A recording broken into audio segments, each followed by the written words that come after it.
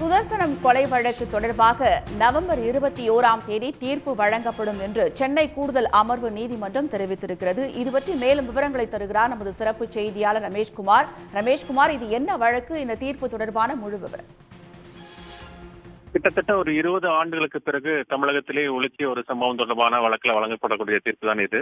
குறிப்பா இது இந்த தீர்ப்பினுடைய வழக்கினுடைய பின்னணி என்று பார்க்கும்போது திருவள்ளூர் மாவட்டம் கும்மிடிப்பூண்டி அதிமுக எம்எல்ஏவாகவும் பிற்படுத்தப்பட்டோர் நலத்துறை அமைச்சராக இருந்தவர் தான் சுதர்சனம்.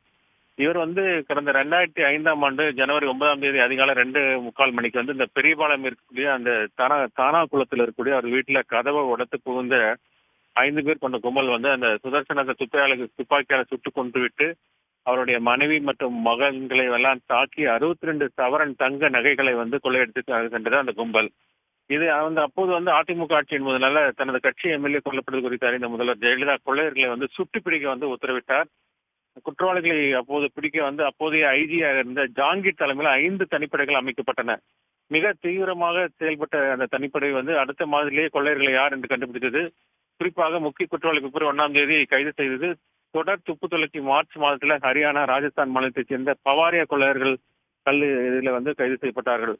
செப்டம்பர்ல முக்கிய குற்றவாளிகள் 20 வட மாநிலத்தில் அங்கேயே வைத்து என்கவுண்டர் செய்யப்பட்டார்கள்.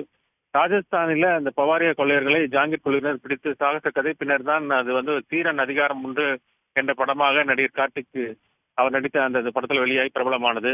கிட்டத்தட்ட தனிப்படை போலீசார் 32 பேர் மீது இதுல வழக்கு பதிவு செய்திருந்தார்கள். இதுல இந்த ஹரியானா மாநிலத்தைச் சேர்ந்த ஓம் பிரகாஷ், அவருடைய சகோதரர் ஜெகதீஷ் உள்ளிட்ட 9 பேர் கைது செய்யப்பட்டார்கள். இதுல ஜாமீன் பெற்ற 3 பெண்கள் தலைமறைவாகிவிட்டார்கள். கைது செய்யப்பட்ட அந்த ஓம் பிரகாஷ் பவாரியா உட்பட 2 சிறையிலே இறந்து விட்டார்கள். இந்த ஓம் பிரகாஷ் பவாரியா என்பவர் தான் அதனுடைய கொள்ளைக்குள்ளே தலைவனாக இருந்தான். மீதமுள்ள அந்த ஜெகதீஷ், ராகேஷ், அசோக் மற்றும் ஜெயலலிதா சிங் ஆகிய 4 பேருக்கு எதிரான வழக்கை தான் சென்னை மாவட்ட ஆட்சியர் வளாகத்தில் உள்ள சென்னை கூடுதல் அமர்வு நீதிமன்ற நீதிபதி அமர்கான் லிங்கம் விசாரித்து வந்தார். கிட்டத்தட்ட இந்த வழக்குல இடையில சுணக்கம் ஏற்பட்டதை அடுத்து ஹைகோர்ட்டும் அதிரடியாக உத்தரவு பிறப்பித்திருந்தது. இந்த வழக்கை உடனடியாக விசாரித்து முடிக்க வேண்டும், ஏன் இவ்வளவு ஆண்டு காலதாமதம் எல்லாம் அண்மையில கண்டனம் தெரிவித்திருந்தது. அதன் அடிப்படையில் வழக்குல விரிவான ஒரு விசாரணை என்பது நடைபெற்றிருக்கிறது. 86 காவல்துறை சாட்சிகள் விசாரிக்கப்பட்டனர். அனைத்து தரப்பு சாட்சி விசாரணை முடிந்த நிலையில தான் அந்த ஜெகதீஷ் உட்பட 4 பேருக்கு எதிரான இந்த வழக்குல நவம்பர் 21ஆம் தேதி தீர்ப்பளிக்கப்படும் என்று நீதிபதி அறிவித்திருக்கிறார். உடனுக்குடன் செய்திகளை தெரிந்து கொள்ள சன் நியூஸ் பெல் ஐகானை கிளிக் பண்ணுங்க.